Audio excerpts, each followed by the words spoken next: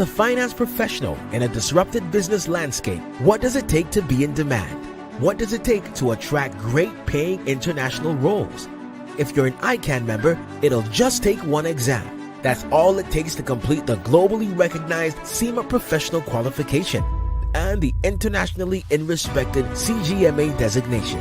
As a CIMA member and a CGMA designation holder, employers will look at you as a finance professional, constantly acquiring new skills to add value to the business. That's why they'll be willing to pay premium to hire and retain you. If you have 5 years of relevant experience and are an ICANN member, you can directly sit for the final exam of the CIMA Professional Qualification, the Strategic Case Study exam. Start studying the CIMA Professional Qualification. Prepare to make an impact.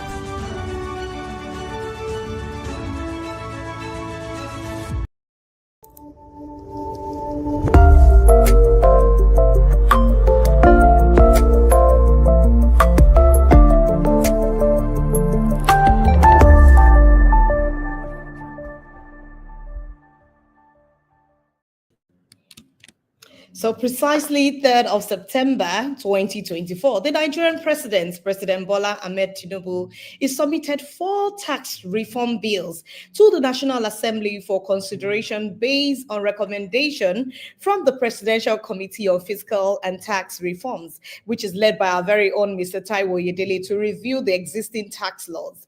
The bills include the Nigerian Tax Bill 2024, which is actually aimed at providing a fiscal framework for taxation in the country, and the Tax Administration Bill, which seeks to offer a clear and concise legal framework for all taxes, reducing dispute.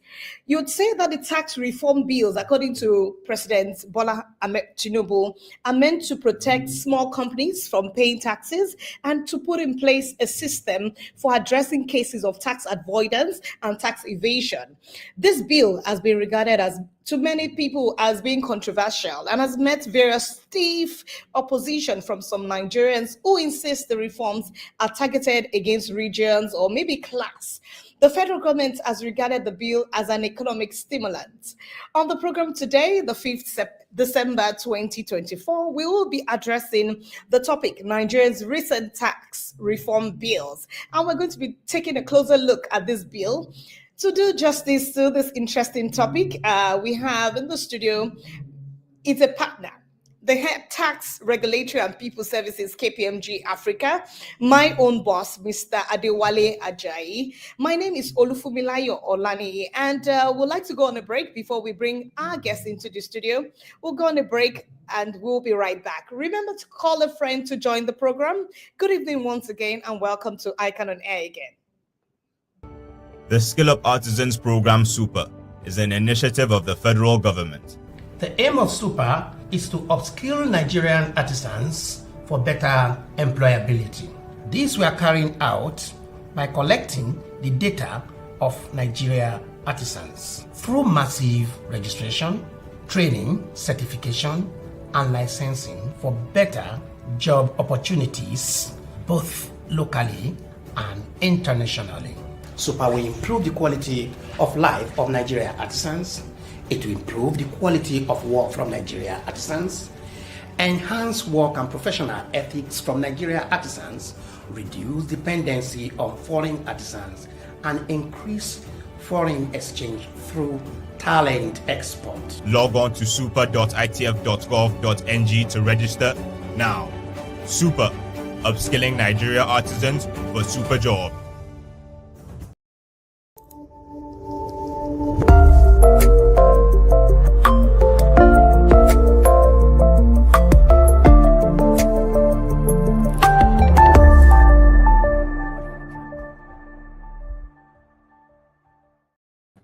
You're welcome back to ICANN on Air today, and it's interesting that we're discussing something that is quite controversial in the entire Nigeria. And I have in the studio Mr. Wale Ajayi, is the partner and head of the Tax Regulatory and People Services, KPMG, in Africa.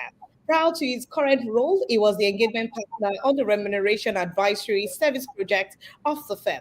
His areas of expertise include compensation and benefits survey, design of incentive skills, remuneration framework design, personal income tax planning, planning and administration of pension and other retirement benefit schemes, and tax business advice for local and multinational companies on the implication of new legislation.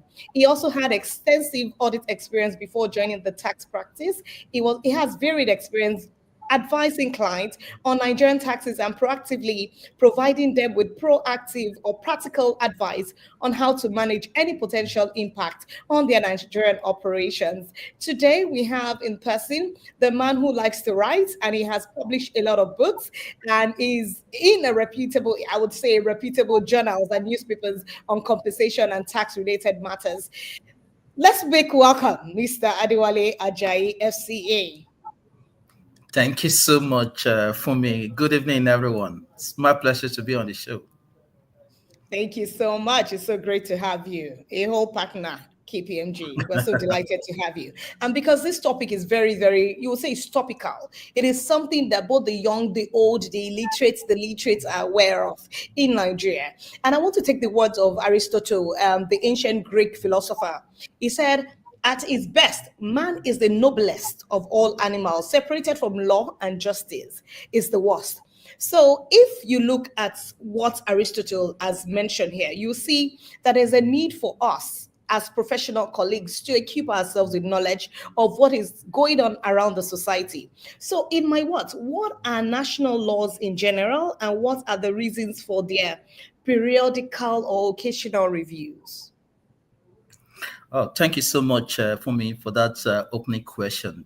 When you talk about national laws, you're talking about domestic laws. So you're talking about laws that are enacted by a country's, legislative body. Some people call it, in Nigeria, we call it the National Assembly. In the US, it's called the Congress. In the UK, it's called the Parliament, basically to regulate the internal affairs of that country. And so those laws can only be enforced within that territory of that country. Right. And then when you talk about it, covers so many topics. So you can have criminal law, you can have civil law, you can have tax law, which I'm sure we're going to talk about. You can have intellectual property law, you can have labor law. So it covers all sorts of laws. So, but in essence, they are domestic laws. All right, thank you. I mean, that was short and really full of interesting words there. Well, what's the second part of the question? Yeah, so you've been able to talk about it, occasional reviews. So why do they require occasional reviews? Oh, okay. Okay. When you look at laws generally, and because the society is dynamic, there is nothing that is static. So there's a need for governments, to review their laws. One thing, of course, is that number one, you might need to review it to mobilize revenue. You want to increase revenue. Number two, you may want to review it so that you can align with international standards, agreement and best practices. So, for example, in this proposed law in Nigeria, we have incorporated the OECD Pillar 2, BEPS Pillar 2 top-up tax into our law, right? So you can do that. You can also review your law because you want to be competitive, right? Then, of course, you can also review your law because there are changes in the economy, and then you need to incorporate that into your law. Of course, you can also review your law to ensure that you can plug any loophole within the existing law, right? So that you can actually avoid, evasion and tax avoidance. And of course, there's so many reasons why countries will review the law, also include the need for you to promote equity, and fairness. So companies will review their laws for those reasons. So that's fine. It's good that we have to change because the trends are changing. So we truly have to change the way we do things. But in a controversy, the instance we feel anger, we have already ceased striving for the truth and have begun striving for ourselves.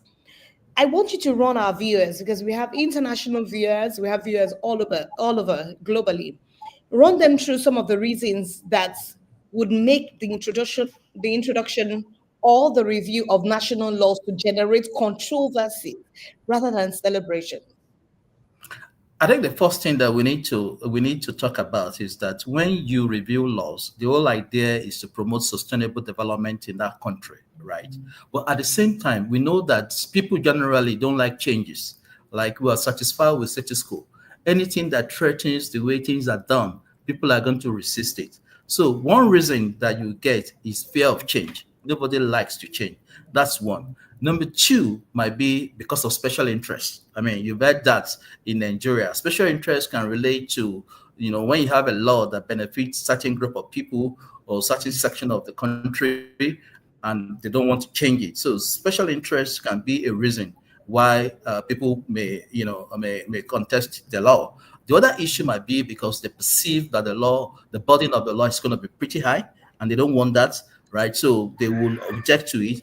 And when you have lack of transparency, right, in the way the law itself is done, right, then people will reject it.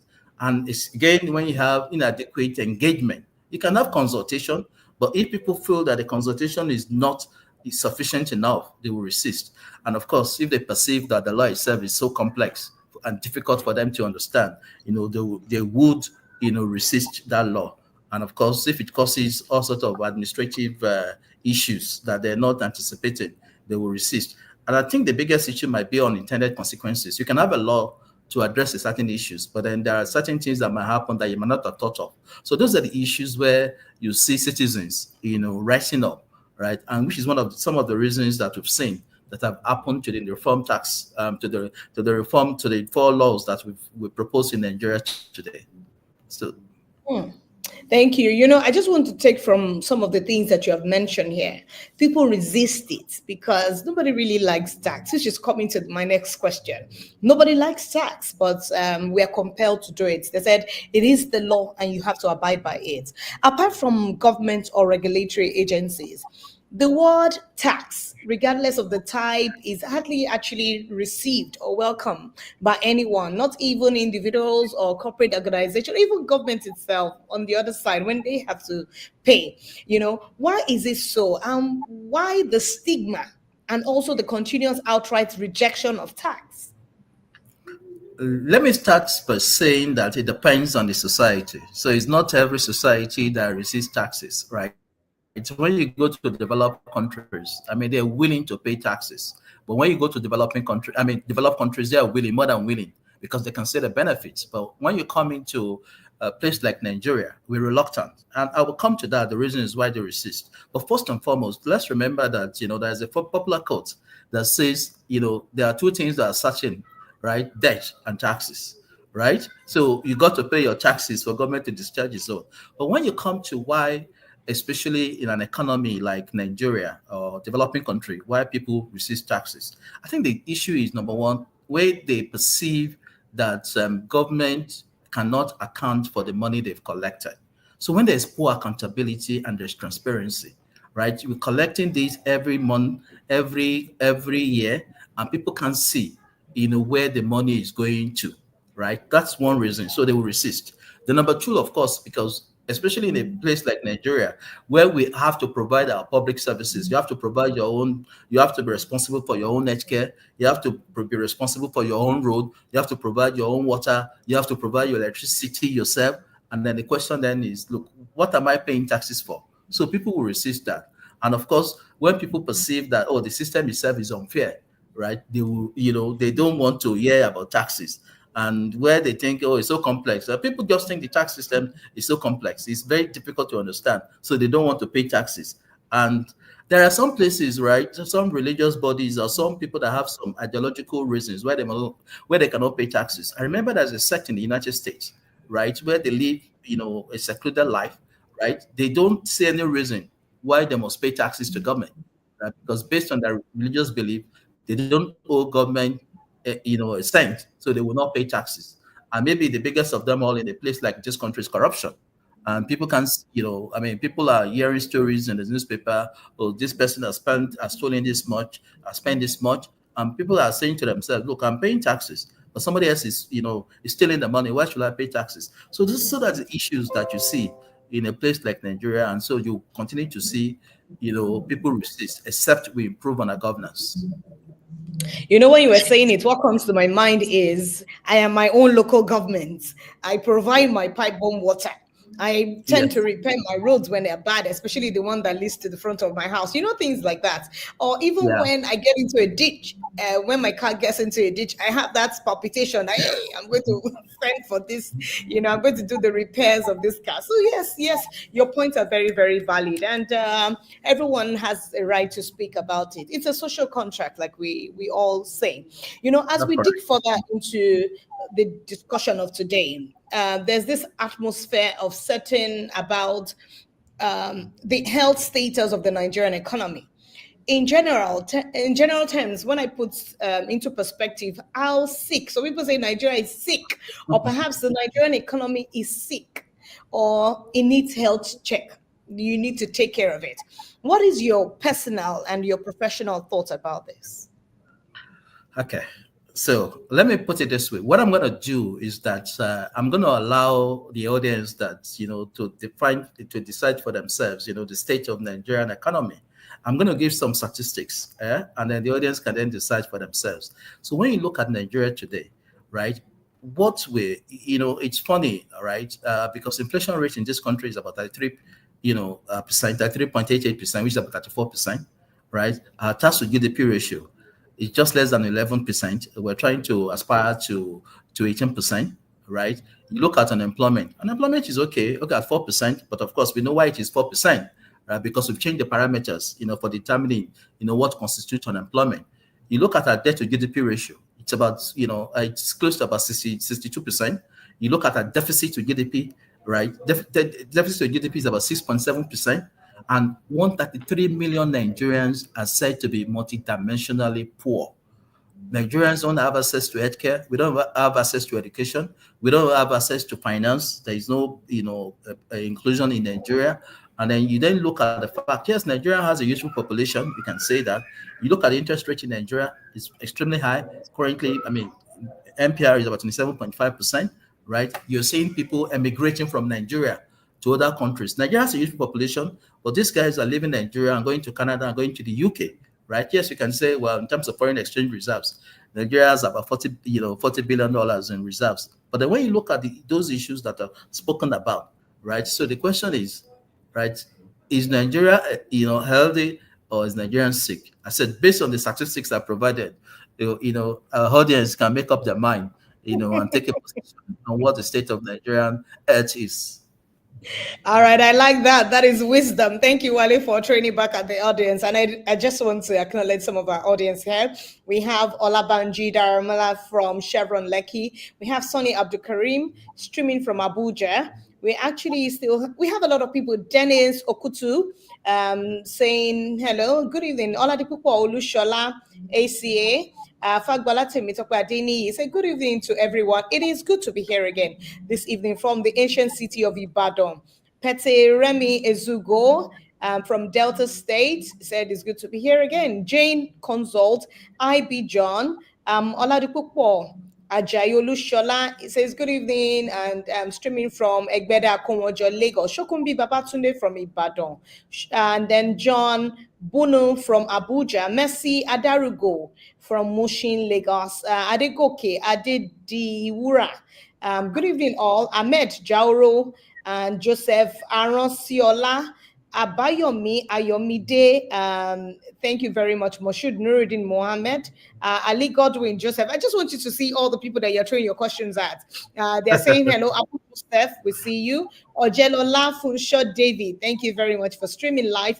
Lanre Daramola, Wanjade Theophilus, Omotayo Akin Adenekon, Rashid Kabir, Amaka Oranodu. Every one of you, we see you and we say, thank you very much for joining. Ouma, Ernest, Chiku, Nora, we see you. He said, I'm delighted to be part of today's topical discourse. It is really topical. And that takes me to my next question, Mr.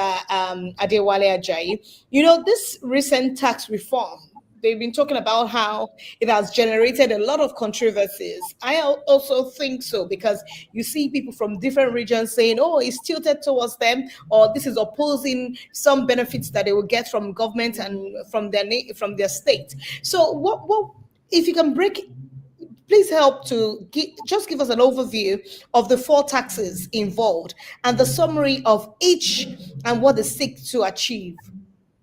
Okay, thank you so much, Fumi.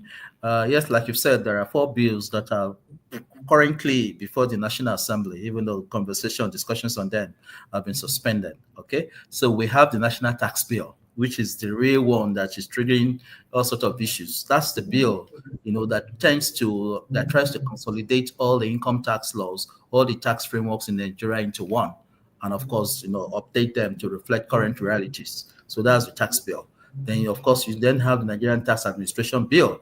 What that does really is to focus on administration of taxes in Nigeria. How do we, what is the best way of administering taxes in Nigeria? So that is not generating enough, a big controversy as such. And then, of course, you have the Nigerian Joint Tax Establishment Board that basically focuses on the Joint Tax Board. And then, of course, talk about the Tax Appeal Tribunal and the Tax Ombudsman, right, which is really a novelty in Nigeria. Other countries have always had a tax ombudsman, right? The whole idea is to try and check the abuse, of tax authority officials. And then I think the 4th one that you have is the administration bill. I don't know whether Nigerian Revenue Service bill, okay, which is a bill that establishes the Nigerian Revenue Service and gives it the power to administer all taxes in Nigeria. So when you look at those bills, unfortunately, the only one really that has triggered the major controversy that we're seeing is the Nigerian tax bill, right? And the way I look at this is much ado about nothing, right? Because the only issue, there's so many provisions in that bill, but everyone is talking about the VAT provision, right? And people are not focusing on the other issues. I remember in the late 90s, there used to be a song, right, that we used to sing, one bad apple by the Osmond, right? He says, one bad apple don't spoil the old bunch. So what we've had there is a case of one bad apple, has spoiled the whole bunch. Everybody is commenting on it. And so we're throwing away the baby with the bathwater because we don't understand what the provision of that bill is. And unfortunately, right, in Nigeria, because we haven't done, and I think we could have avoided, where we are today if we've done extensive and adequate consultation. If you are changing the provision of the law that is as fundamental as to how states will share revenue, local government will share revenue, we got to be very careful. We have got to spend time to ensure that we carry people along. You remember when we talked about why people resist changes in tax law, one of the things we spoke about is because of lack of adequate consultation or transparency. Now, when people do not understand, they will interpret it. Now, the way they've introduced it is not against South. But when you look at it, it's not a question of the North against South, right? Because we're talking about the way the VAT is distributed. If we've done a proper simulation, right, and we can see, okay, this is the VAT that will be collected that is collected under the current scheme. This is the VAT that will be collectible under the new scheme. Let people will see it, right? Now, by virtue of the fact that we've increased derivation to 60%, people are looking at that and saying, if you are increasing derivation to 60%, the North will lose out. But remember that it's actually an issue between states that have big economic activities. Kano, Kaduna will fall into that, right? And states that have population. So when you look at that, you find out that some states in the North will benefit and some will lose. Some states in the South will also benefit or lose. People will be able to see that it's not a case of the North being pitted against the South, but we don't have that data. When you want to take a decision, it has to be data-driven. That has to be provided, and there has to be extensive consultation. Now, the situation in which we find ourselves is that everybody is talking about it without actually knowing what the issues are. Oh, because my governor has said, no, we must oppose the bill. I must oppose the bill. Those guys in the South don't know what they're doing. But we've got to change that narrative. And I'm glad that, common sense has prevailed in the sense that we still need some time, to discuss, the bill, and then have a data-driven session where we can actually use proper data. Unfortunately, the data you can use is not available to the FRS now, all right? Because FRS doesn't collect data based on consumption in each state, right? And that's a problem. So I don't know how we can overcome it. If you ask me, my take would be, look, let's take away the VAT issue out of the bill. Let's focus on the other provisions. If you recall, right, when we're trying to pass the Petroleum Industry Act, right, there was also an uproar about the amount that is dedicated to the petroleum host community. We said petroleum host community will take 3%. Then we then said the National Frontier Fund, right? And the Nigerians have defined Frontier Fund is not, which again is a misconception. We'll take 30% of profit oil. And the guys in the Niger Delta are saying, how can we that produce oil take 3%? But it's 3% of expenditure. Why the guys in Frontier Fund will take 30%? But what they've forgotten is that, expenses are always guaranteed. You cannot have profit without having expenses, but it's possible for you not to have profit. So when they're confronted with data, everybody understands, and that's how we're able to pass the law. So it's the same thing I will advocate in this particular manner. Common sense will prevail, but we just need to provide, data that will support it, and let people see that it's not against South, but what's going to be is a case of every country, every state, every local government needs to develop, its area so that it can stimulate economic activities, and then you get more. Yes, thank you so much, Mr. Ajayi. So there's a particular person that has been throwing the same question that you just answered now. Matthew King's Academy said, is it true that a new tax reform will reduce the grant of northern state? Perhaps someone else has also, you've answered it, you've given some brief on it, but there's an Olusi Sanusi that was trying to speak, he's speaking positively about Nigeria. He said, Nigeria is healthy. It's not Nigeria that is unhealthy. It is an individual opinion. So I just needed to throw it out that Nigeria is really feeling fine. Perhaps some people just think that way. So thank you. I mean, we've been having an interesting conversation here. And if you are not on the program, you're totally wrong.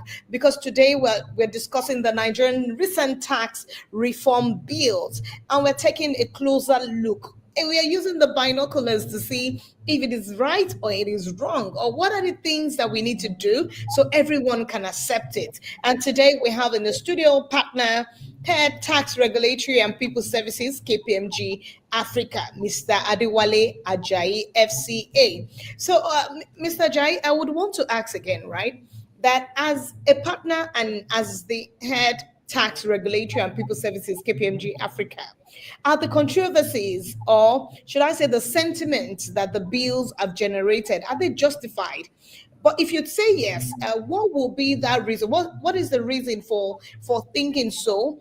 I want you to just give our global audience your professional, unbiased assessment of each of the four bills. Okay. Well, it's unexpected. I mean, it's not surprising. All right, that the bills or the proposed reforms, have generated controversy and have generated engagement. That is what we want. We want people to become aware, of what is happening in the economy, and it's a way of also promoting education and creating awareness about tax. Right, it's been a long time that people have started talking about tax. That tax has taken the front burner when it comes to issues, so it's not surprising. Right now, when you then talk about my unbiased view, I think the issue we have again is a function of lack of adequate, engagement. There were engagements that were done, right? But they were not sufficient enough. That's one. Number two is that if you're going to take a decision that is as fundamental, again, I repeat, as sharing the revenue, because people have to understand, how did we get to where we are in the first place, right? When you look at VAT, it's a consumption tax and is meant to be, on a residual list for states. So states are meant to be legislating it. And because we don't want every state to come up with a consumption tax, right? We then say federal government will come up with a VAT law, which is what we're doing.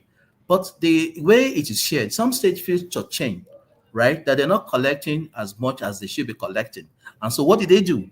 They enacted their own consumption act, like Lagos State, like Rivers State, right? And they went to court and they won at the court of first instance, at the court of second instance, right? But we want to avoid that. Let's have one tax that, covers the field, which is VAT. And so the only solution to appease those states that are currently, upset about the way it is shared is to then change the formula, right? And what has changed is not different from the way our revenue is distributed today.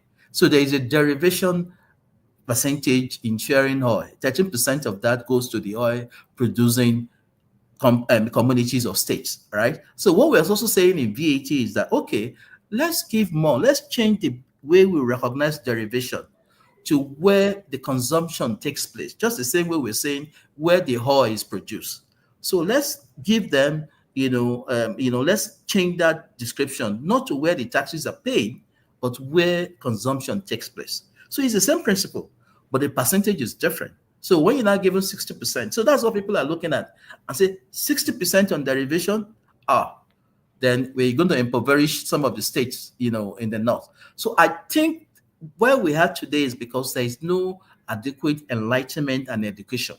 And I'm sure, and so that is why everybody is commenting, on the VAT. They're not even commenting on. There are even some fundamental issues in the bill that people are not even talking about, right? But let's stick with the VAT, right? So we just need, more education, more awareness. I think, at the end of the day, it's about providing data, right, that will show that, look, really and truly, this bill is not about North and South. Really, not really. It's about states that are rich, and there are states that are rich in the North, your Kano, your Kaduna, right, will benefit. About states that have big population, they will benefit. And what it does, consciously, is that those states that don't have big economic activities will then have to stimulate the economy by promoting all sort of, business incubation plans. So I won't say they're right or they're wrong in terms of generating this. What I would say is because of lack of education and lack of awareness is what has generated, the controversy that we're seeing. So as far as I'm concerned, it's much ado about nothing, and it can still be corrected. Yes, when you keep talking about awareness, I know the committee would have said, they've engaged different sectors and different set of people within the Nigerian economy or within Nigeria. Yeah, but the issue is because it's so fundamental to states. All right. So the question is, yes, they've engaged with consultants, they've engaged with accountants, they've engaged with so many people. So nobody is saying they've not engaged. The question is, how much engagement is this, especially with the political actors?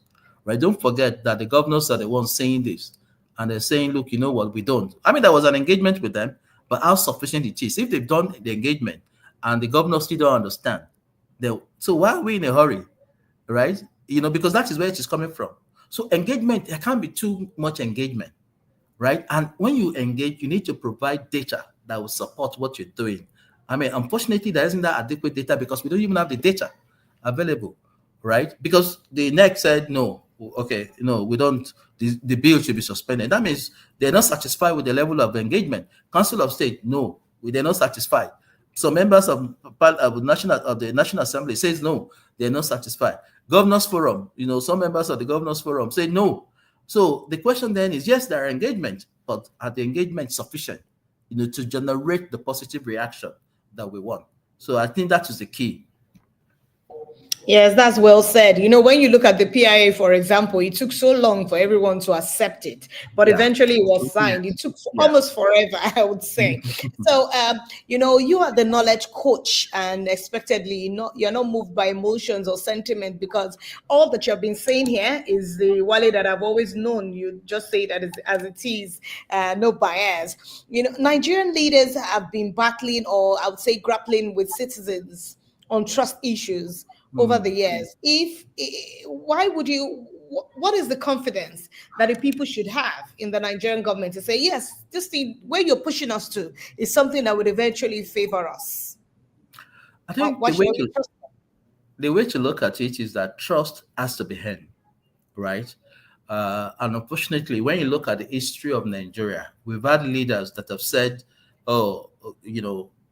this is what we're going to do. But you find out what the leaders are basically saying is that do as I say, but don't do as I do, right? And so when people look at those things and they say to themselves, well, you know what?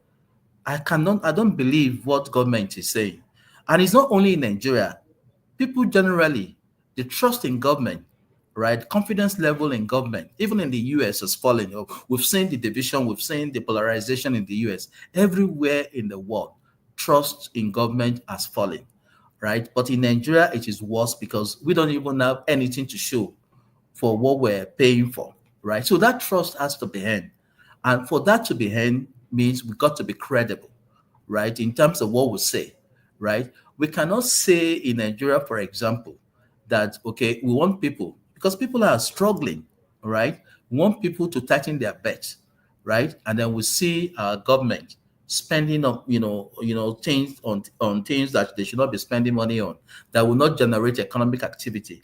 How can you imagine in states in Nigeria, out of 36 states and federal capital, there are only 2 states and the FCT that earn internal revenue that is at least 50% of their total revenue, right? Everybody depends on what comes from the center. And what did they spend the money on? On salaries. And if you're spending 90%, 60% of your salaries, there's nothing to spend to provide infrastructure, to provide public services to the citizens of that, to the people of that state. And so why would they want to pay taxes? Because for them is, look, you are pay taxes, even though not many people pay taxes. The few that pay taxes, right? They're saying I pay taxes, but I can't say anything, for it. And so governance has to be better across at the federal level, at the state level, right? People got to be credible. And if you say we've done something, it must be seen that we've done it, right? And that's the problem we have in Nigeria. People lack credibility. But like I've said, it's not only in Nigeria. Most trust level in government has generally fallen over the past years. Okay, we hope that we regain that trust, or government will regain the trust with this new bill, because of course it's been passed by the Senate. So we're just waiting for the outcome of that. So we'd like to go on a break. I've been seeing a lot of comments, Wale. I mean, Mr. Jai, you need to see what people are dropping in here. Some are defending you, and some are saying, oh yeah, let's give it a try. Interesting. So we'd like to go on the break, and it's still Icon on Air. We'll be right back. Remember to call a friend to join the program, because it's really, really intriguing, it's insightful, and you need to be part of it. We'll be right back after the break. In today's interconnected world, complexity is the new normal. An accountant must navigate this landscape, leveraging interdisciplinary approaches to drive sustainable growth. The Institute of Chartered Accountants of Nigeria, USA District, invites you to our 12th ICANN USA International Accountant Conference. Join us for 4 days of inspiring keynotes, interactive sessions, and expert panel sessions. Date is 26th to 31st of August 2025. Theme: Navigating Complexity, Accountants as Catalyst for Interdisciplinary Solutions. Venue is Windham, Indianapolis Airport Hotel, 2544 Executive Drive, Indianapolis, IN 46241. Join the conversation. Shape the future. The Skill Up Artisans Program Super is an initiative of the federal government. The aim of Super is to upskill Nigerian artisans for better employability. This we are carrying out by collecting the data of Nigeria artisans through massive registration, training, certification, and licensing for better job opportunities, both locally and internationally. Super will improve the quality of life of Nigeria artisans. It will improve the quality of work from Nigeria artisans, enhance work and professional ethics from Nigeria artisans, reduce dependency on foreign artisans, and increase foreign exchange through talent export. Log on to super.itf.gov.ng to register now. Super, upskilling Nigeria artisans for super job.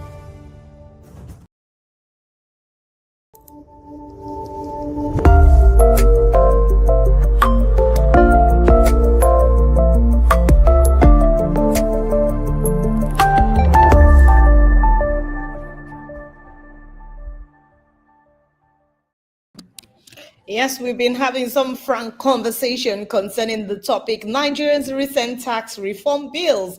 A closer look with the partner, Head Tax and Regulatory People Services of KPMG Africa, Mr. Adewale Ajayi. Welcome back, Wale.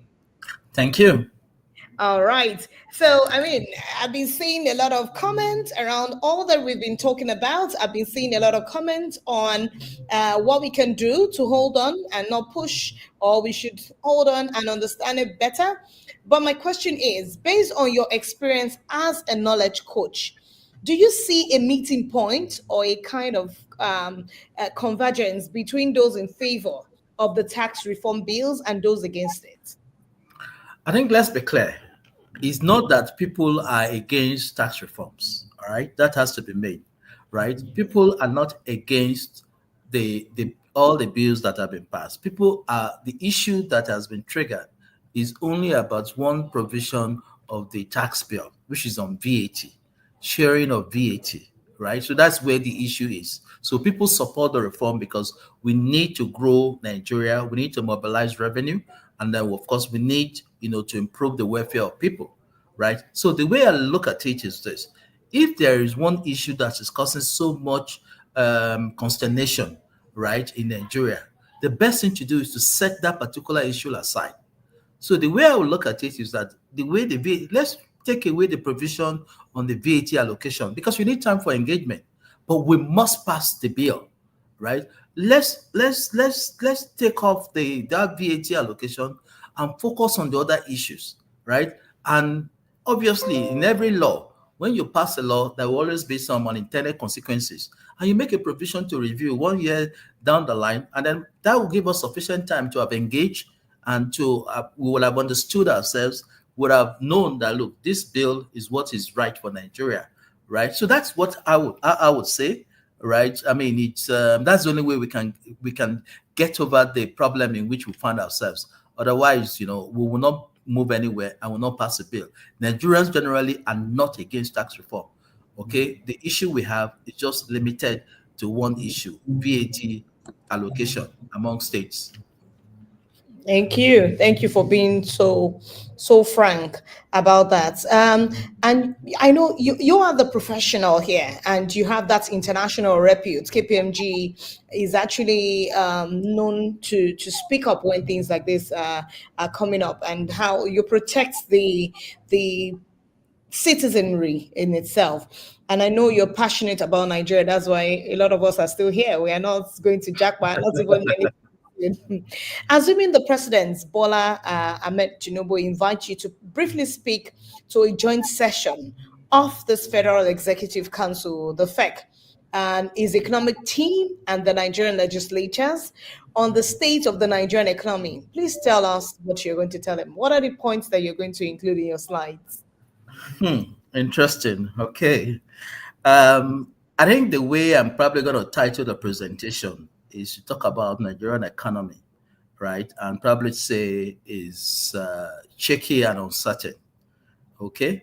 Then the areas I'm probably going to cover is I'm going to look at paint a picture of the macroeconomic economic indices that we have in Nigeria. We've spoken about our inflation rate, which is high. We're targeting 21.4. We're like 34%. Speak about the unemployment rate. Talked about the MPR rate, just provide the rate and the multidimensional index. So just give a picture of the economic parameters, right? The next thing I probably want to talk about is look at the sectors, the various sectors in Nigeria, and talk about the performance, how have they fared, so that we know which area to focus on, right? And then I probably want to talk about the macroeconomic challenges that we face in Nigeria. I mean, one of the issues we face, macroeconomic challenges we face in Nigeria, is in terms of fiscal sustainability. And that is why we're talking about those reforms, right? Because we're not generating enough revenue and people still want dividends of democracy, right? So you got to strike a balance, right? So talk about that. Then talked about foreign reserves management, foreign exchange management issues, and talked about, issues that also have to do with the monetary policy rate. So that will cover the macroeconomic issues. Then I might then talk about some structural issues that we face in Nigeria. We don't have infrastructure in Nigeria. Road network is extremely poor in Nigeria, right? There is no financial inclusion, in Nigeria, all right? And then how do you, how do you strengthen our institutions? The institutions in Nigeria are weak, right? It's as it's a function of whoever is the head of that institution. So how do you strengthen the institutions, to improve on service delivery, right? And then I can then go on and then talk about, some policy recommendations based on the macroeconomic challenges that we face and the structural issues in Nigeria, and then make recommendations as to what that needs to be done, right? And then, but at the end of the day, it's not just about making a presentation. I think the bane of Nigeria is that we have people that are quite intelligent, that are brilliant, and that produce all sorts of reports. Our problem has always been implementation, right? You can have the best reports, produced for you. If you implement badly, you'll be back, to where you were. So those are the issues, that I will cover. And I think most importantly also is to then have a mechanism, for monitoring and reviewing, once you've started the implementation, what you've said. So those are the areas, the topics I will cover in my presentation, to the president. From all that you've said, I think I already have 53 slides of interesting things to tell the president. That's good enough, right? Yeah, well, at the end of the day, we know that the president will not have the bandwidth, the time, to go through 53 slides. So we're going to have an executive strategy, executive summary that probably focuses on 2 slides, where you want his attention to be focused on.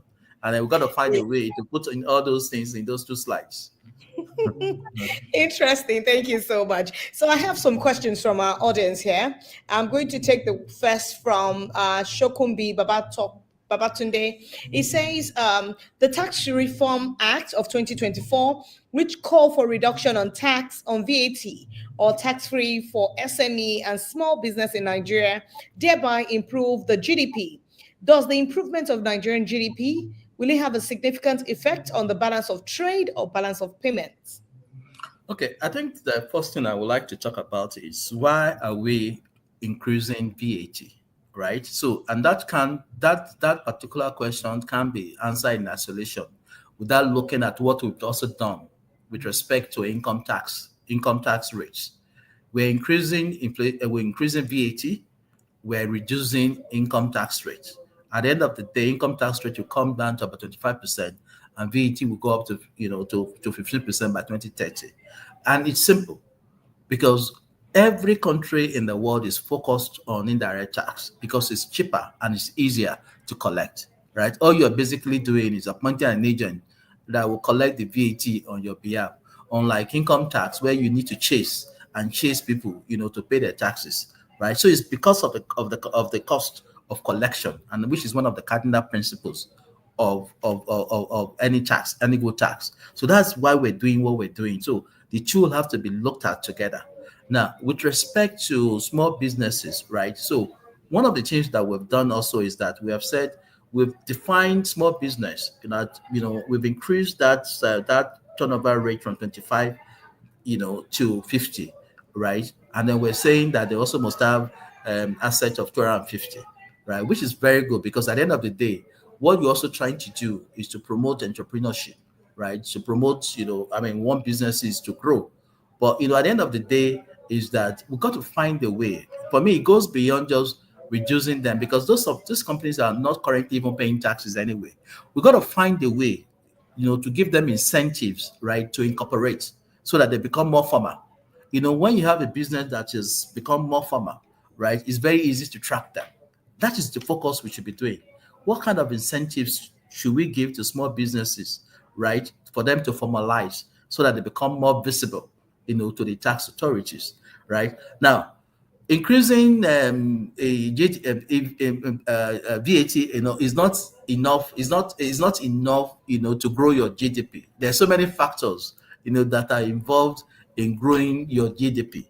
Right. And so it goes beyond just that. It's an aspect, because what you're trying to do might even backfire, because if you increase VAT and people are not consuming, don't forget, Nigerians are saying, let them breathe, and they don't even have money to consume. And if people are not spending money, then that means you're going to have problem, in your economy. And currently, when you look at the Purchasing Managers Index that, Stanbic Bank has just issued, right, there's contraction. Yes, it has improved from 49.46% in October to 49%, because that shows the level of economic activities, in the country, right? So there's so many factors that we need to get to do. Interest rate has to come down. When people cannot borrow money to finance operations, economic activities are going to fall.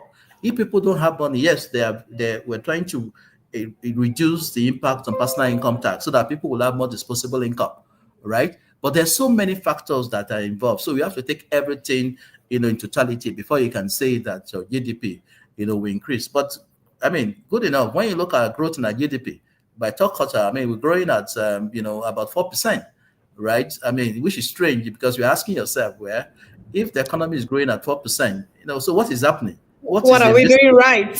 Yeah, what is the invisible hand that is driving that 4% growth? Because people can't feel that, I mean, economy is growing, but people are becoming more impoverished. And so there's a disconnect between the economy growing at 4%.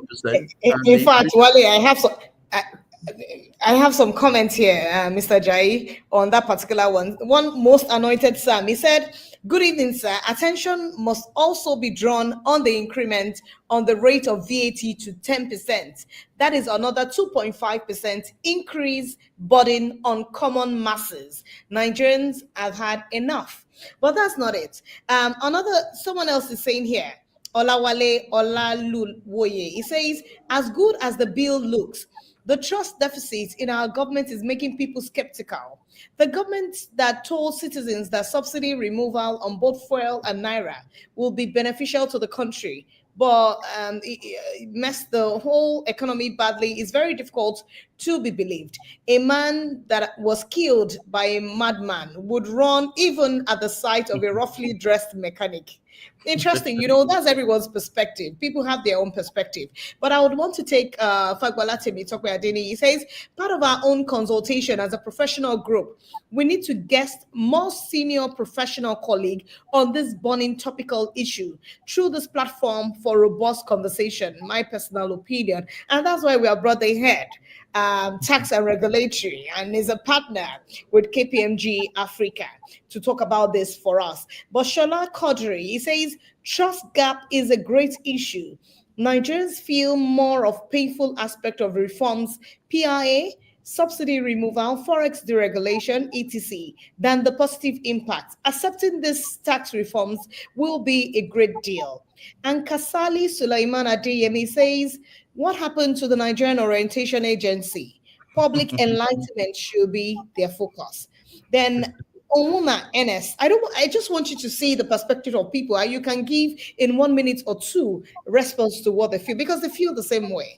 Ouma NS Chukuma, he says, sir, can you highlight the impact of the differential percentage ratios of state population and derivation of governors expediting development when finally it's passed into law? Maybe this is not the platform where this can be done.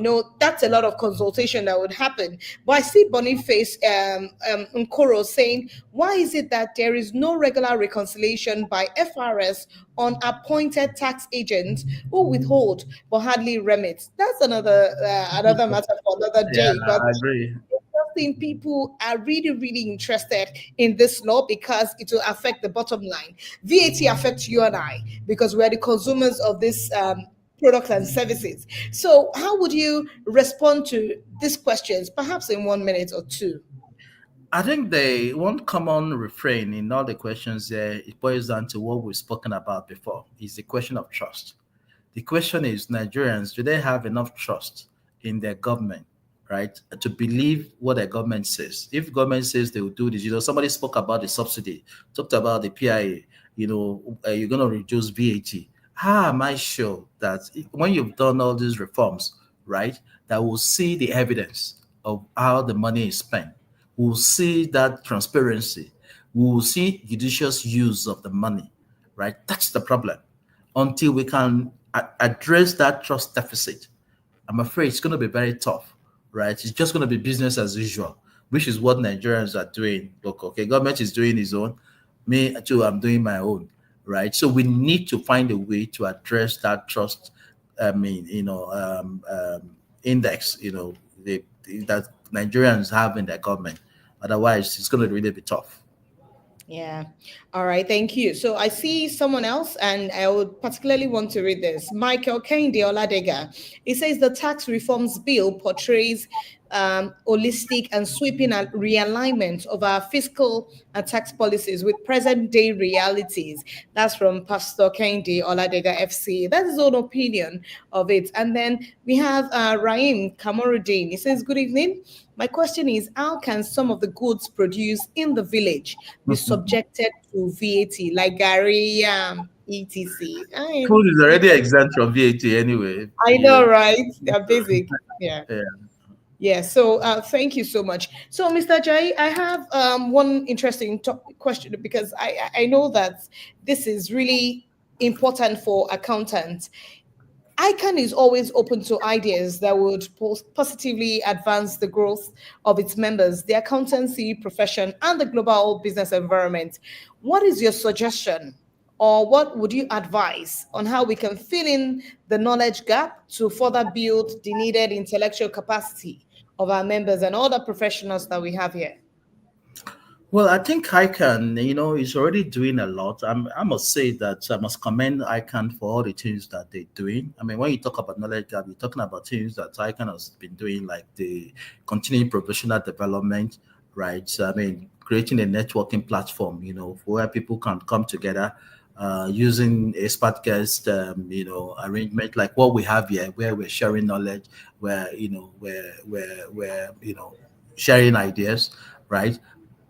So, and of course, also collaborating, with other professional bodies, or maybe also collaborating with academic institutions. Some things that there's some other things that I think we can do, and I don't know whether this has been done, but I don't think I'm aware of that. It's about mentorship programs, right? Where how do we pair people that are experienced, right, with people that are less experienced, so that they can actually brainstorm on a whole lot of issues? Because we need to be able to develop the next generation of leaders and innovators. So mentorship will really help us in this regard. And I think the other thing that I would like to think about is about, right, when we talked about certification, right, and accreditation, can we offer, there's certain areas in finance, in accounting, that ICANN can then say, okay, fine, in these areas, we want to offer certification program, so that it can showcase the expertise and the skill and the knowledge, of the people that we have. And I think the most important thing for me would be, how do we incorporate some sort of feedback mechanisms, right, to even understand where do we have deficiency in knowledge, right? And we can then, focus on those areas. We can tailor all our programs, to that. And I would like to see I can do more of industrial research, right? Where you can look at, take any sector of the economy, obtain data, do trend, not about writing articles, something that can help government to formulate policies. I think I need to see, I can do that more. So I would say, yes, we're doing well with the CPD and networking platform, creating online platform like we have here. But I think we need to do a bit of mentorship, do some bit of research, and of course, have a feedback mechanisms that we can use to identify, where we have knowledge gaps, and then see how we can address those knowledge gaps. Thank you so much, Mr. Wale Ajayi. So perhaps I can respond to, it's not in my place to do so, but because we've been having some consultation in-house, I know that there's a mentorship scheme for young accountants, but I know that you may be talking about the old accountant too. So yes, we'll take that in good stride, and then we'll work towards it. And also the feedback. I know we have Uncle Willie. There's a platform. We also do AI in ICANN. So there's Uncle Willie that you can chat with anytime on any question that you have, and you will get an immediate response. Well, thank you so much. You have been very knowledgeable on this topic, and we enjoyed every bit of the engagement on ICANN on Air today. Thank you very much for being with us, Mr. Wale Ajayi. We say next time we call you, we hope you'll be there for us. Thank you. Definitely. I cannot imagine that 1 hour has just flown by. I'm just getting ready. Thank you so much for inviting me. Thank you so much for being here. We appreciate you. Thank you. Have a good evening, sir. Bye, everyone. All right, bye. Okay, thank you everyone for joining the program. We'll have a couple of announcements to make. I want to say it again. Congratulations to all the 1,700 professional colleagues that's got inducted in the last 2 days. Yesterday was awesome at Amuwo in Lagos. We want to say congratulations to every one of you. We wish you the best of your career, and we pray that you'll use the certificate for something great in life. Thank you and congratulations. So the other announcement we have is the 24th Fellowship Conferment Ceremony, earlier scheduled for December 12th, 2024, has been postponed due to logistics reason. We apologize for the inconvenience and appreciate your understanding. Please feel free to call this number 003-723-0392.